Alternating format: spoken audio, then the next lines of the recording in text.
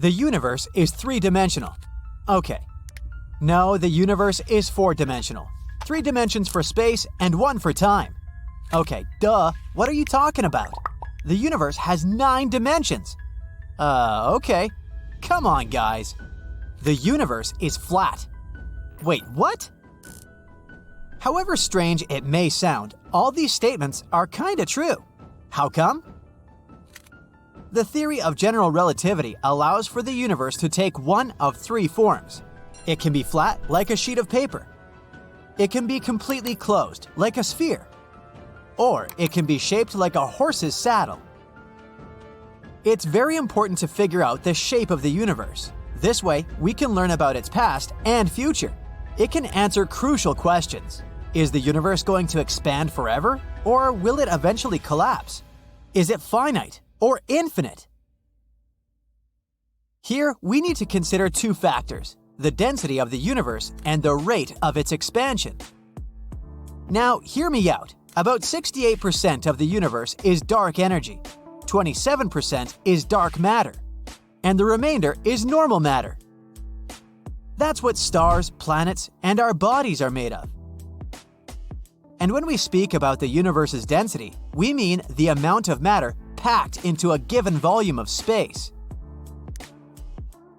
And the density of the universe is so great that its gravity is more powerful than the force of its expansion. Then the universe will curl into a sphere. This is what we call the closed model. The coolest thing about such a universe, even though it is finite, it has no bounds. However paradoxical it may sound, if you found yourself in this universe, you would travel its space forever without falling over an edge or hitting a wall. But if the density of the universe was low, it would be unable to stop its expansion. In this case, space will warp in the opposite direction, creating an open universe shaped like a saddle. But the most popular theory, and the most bizarre-sounding one, is that the universe is flat. It might be possible if its density is just right, and it expands in every direction without curving negatively or positively. Scientists claim that it's the most plausible scenario, by the way. So, if you're disappointed by our planet's roundness, the flat universe might come as some consolation. But what does a flat universe mean? I mean, our 3D world seems very real. Can it be just an illusion? Nah.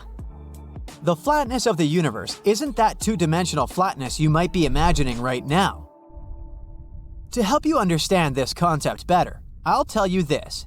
In a flat universe, 2 rockets flying next to each other will always remain parallel. In a closed universe, their paths will diverge, and they will follow the curvature of space and eventually make a loop and meet where they started. And in an open universe, these rockets will separate and never come across each other again. Of course, it'll take a lot of time to prove that the universe is indeed flat. But so far, astronomers don't have even the slightest reason to doubt this theory. All the data they have is consistent with this flatness. For example, the imprints left on galaxies from sound waves that occurred right after the Big Bang also support this theory. In other words, right now, scientists agree that the universe we live in is like a 3-dimensional sheet of paper. Good luck trying to imagine this. But if this idea is wrong and the universe is actually curved, it must be ginormous. Because those 93 billion light-years we can observe aren't a large enough portion to let us see even a tiny curvature. So, it might be wrong to say the universe is flat. It's probably better to announce that the little bit of the universe we see is flat.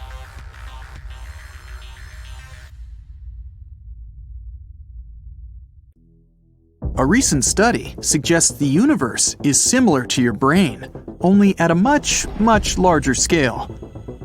The brain's neural network contains about 86 billion neurons. The observable universe has at least 100 billion galaxies.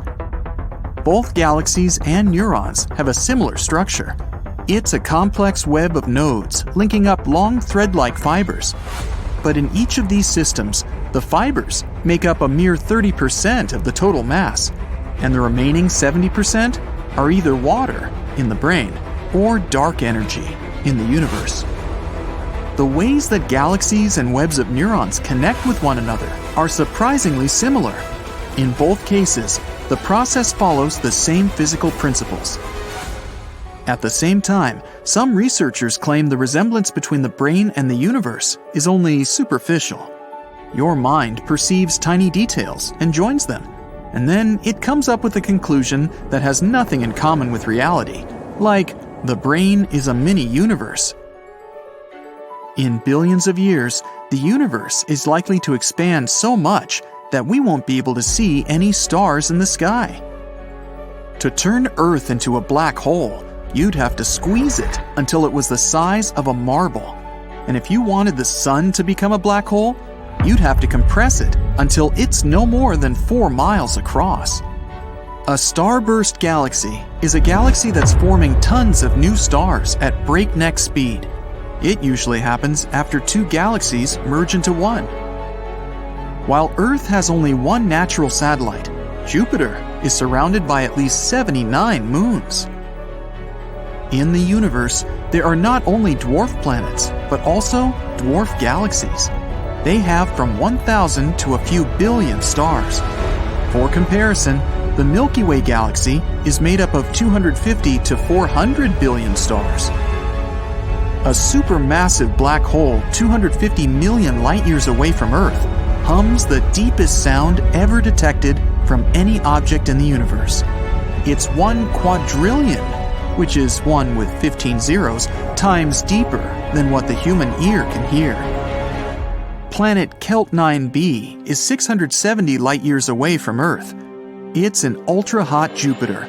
Those are giant, scorching hot planets with a mass similar to that of Jupiter. On Kelt 9b, the heat is so great on the day side of the planet, it tears molecules apart. Any liquid floating in outer space forms itself into a sphere. It also happens in low Earth orbit. Our home Milky Way galaxy is more than 105,000 light-years across. All the planets of the solar system would fit between Earth and the Moon with some space to spare. Black holes spaghettify things. It happens when something gets past the point of no return. Then the black hole's gravitational pull starts to stretch this object in one direction and squeeze in another. The first celestial body that astronomers identified as a spiral was the Whirlpool Galaxy. Its long arms are made of gas and stars, and everything is sprinkled with fine space dust. When you're on Earth, you can only see 5% of the universe. A star coming too close to a black hole can be torn apart by its gravitational force. WASP-12b is a giant planet 1,400 light-years away from Earth. It's made up mostly of gas. Unfortunately, the planet is doomed.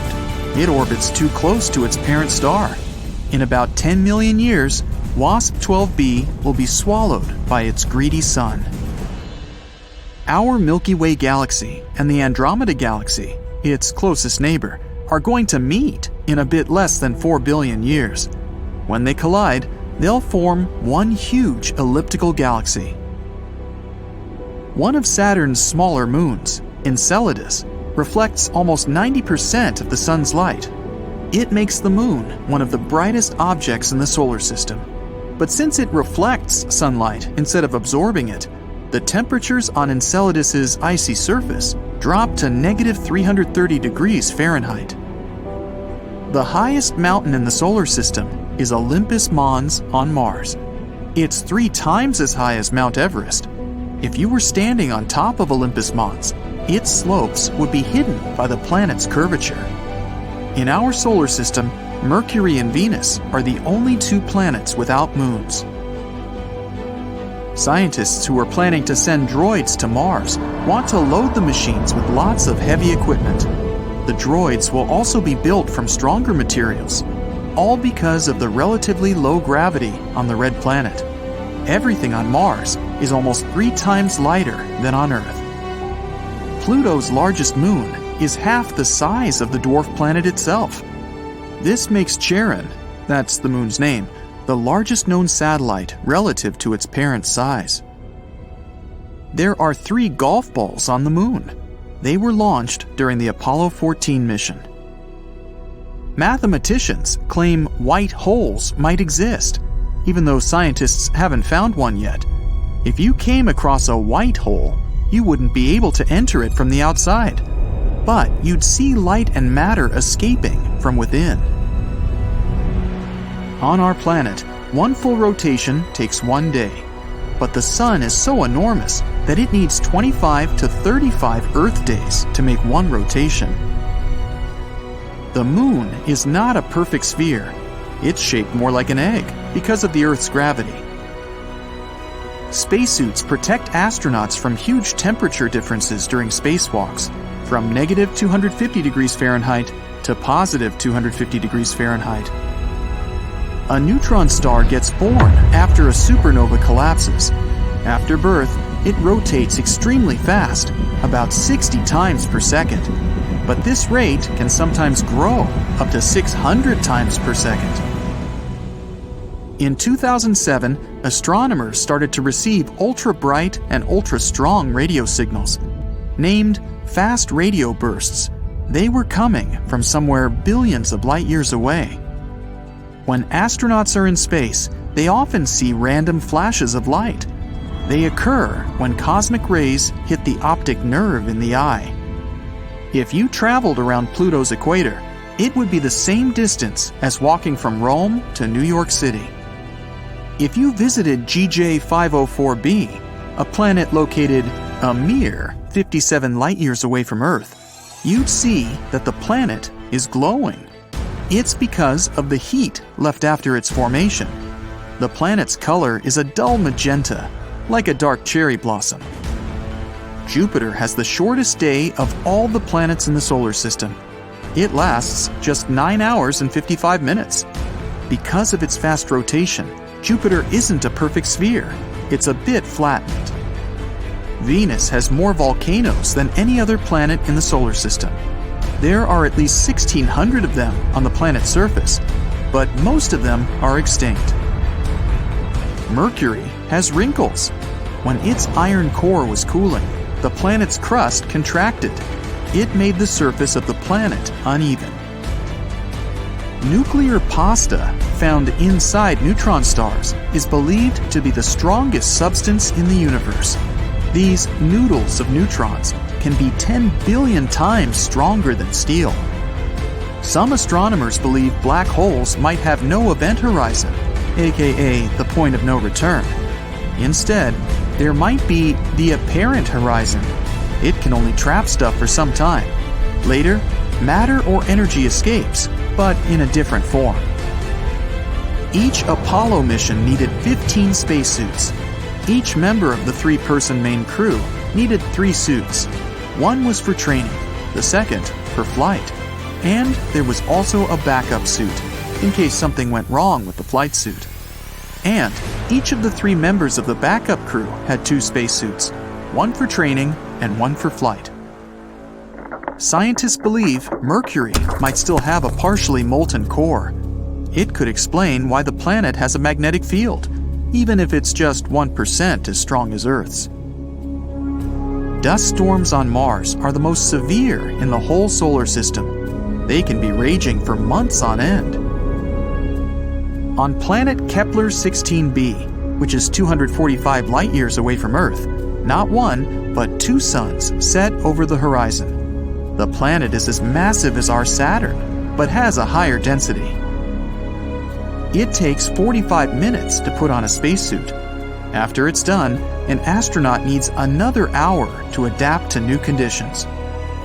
Earth-grazing fireballs are bright meteors that enter the Earth's atmosphere, but then leave it again.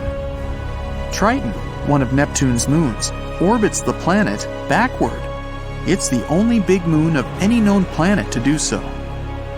Triton is also gradually getting closer to Neptune. Experts think that, eventually, the moon will be pulled apart by Neptune's gravity, and then it'll form a ring around the gas giant. Dwarf planet Haumea, which is further from Earth than Neptune, is truly bizarre.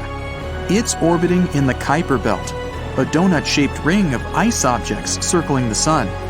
Haumea has 2 moons, a weirdly elongated shape, and a day that lasts 4 Earth hours. But the coolest thing, the dwarf planet is surrounded by incredibly thin rings. They're likely the result of an ancient collision. It takes Neptune almost 165 Earth years to make one full orbit around the Sun. In other words, since the gas giant was discovered in 1846, it's only circled the Sun once. Bang. That's how it all started, around 13.8 billion years ago, and was figured out over the past 100 years. Everything we see in space today – planets, asteroids, comets, stars – it wasn't there at the beginning. In the 1920s, astronomers came up with the idea of how a long, long time ago, the universe was just a single point. An extremely hot, like trillions of degrees hot, compact, dense point that stretched and expanded unimaginably fast. Matter that started flying in all directions at the speed of light at one particular moment. The Big Bang was complete chaos, with teeny-tiny particles that were mixed with energy and light. Yes, a total mess, but still, in the first minute after the Big Bang, the base for everything that would later appear was almost finished. It was hot only during this huge blast. As soon as the expansion started, the universe began to cool down, similar to when gas cools when you spray it from an aerosol can. During that process, part of the energy kind of froze out, just like the water freezes into ice. Here, pure energy got frozen and solidified into matter. 1 minute after the bang, the cooling thing was still going on, extremely fast and literally everywhere at once, since the universe really doesn't have edges. It wasn't just a compact dot anymore. The base for further expansion and all that's coming was being formed. Remember those tiny particles from that first boom stage of the universe? They started grouping together, which formed atoms of helium and hydrogen. It took about 3 minutes for most of the helium and all of the hydrogen in space to be made. These two are the most common elements and the basic materials that later formed the first galaxies and stars. Just because the base wasn't finished doesn't mean the creation of the universe stopped after those first couple of minutes. True, after that, no new elements were created for millions of years, which is why the initial version of the universe was entirely helium, hydrogen, and energy. But eventually, atoms began to slowly group together, which, after lots and lots of time, caused the creation of galaxies and stars. Clouds of helium and hydrogen grouped and turned into stars that had gravitational forces. Our Sun is also made of 3/4 hydrogen, while the rest is helium. 1/4? Yeah. At later stages, some other, heavier elements started to show up too, such as carbon, iron, oxygen, and so on. It wasn't all about chemical processes where new elements, stars, or planets kept coming. The whole universe has been expanding ever since the Big Bang. Researchers realized other galaxies are kind of moving away from ours. Guys, you need to stop doing that. How will we discover alien life out there if you keep running away all the time? And not just that. The farthest galaxies are actually moving quicker than the ones closer to our galaxy, the Milky Way. The universe is fabulous, unknown, mysterious, scary, and completely silent. Imagine yourself floating in your spacesuit somewhere above Earth. All you could actually hear is the sound of your own breathing, nothing from out there. Since there's no atmosphere, sound doesn't have a way to travel or be heard. Speaking of spacesuit, that thing costs around $12 million. I guess that means we'll have to wait up a little bit more to try that whole chilling in space thing. Mercury is the closest planet to the Sun, so you might think it's the hottest one too. And yet, Venus actually takes the title of the hottest planet in our solar system, with the surface baked by a temperature of 840 degrees Fahrenheit. Fair enough. Mercury doesn't have an atmosphere, which is in charge of regulating temperature, so it loses the race for the title of the hottie of the solar system. Venus also has pretty long days. Just one takes around 243 Earth days. Now that comes in handy for those people with pretty long to-do lists, who like to take it easy and slow. However, Venus orbits the Sun in 225 Earth days, which means 1 year there lasts 18 days less than a Venus day. You can have 2 birthdays in 1 day then? Well, 2 birthdays in a day could be one of the good sides, but the downside is that on Venus, it rains sulfuric acid and snows metal.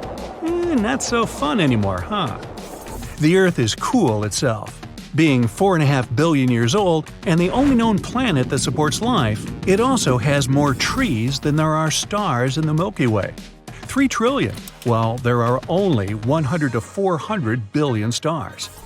We may have counted trees, but still, so little do we know about our ocean. Only 5% of it is explored, so we know less about it than about Mars or the Moon, whose surfaces have been fully mapped.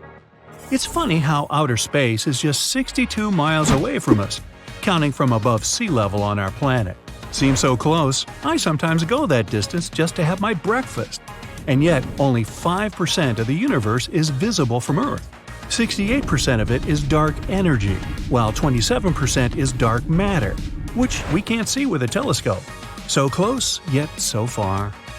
We will always see the same side of the Moon no matter where we are on Earth. The Moon rotates on its axis at the same speed it orbits the Earth. This is called synchronous rotation. Sunsets on Mars are blue.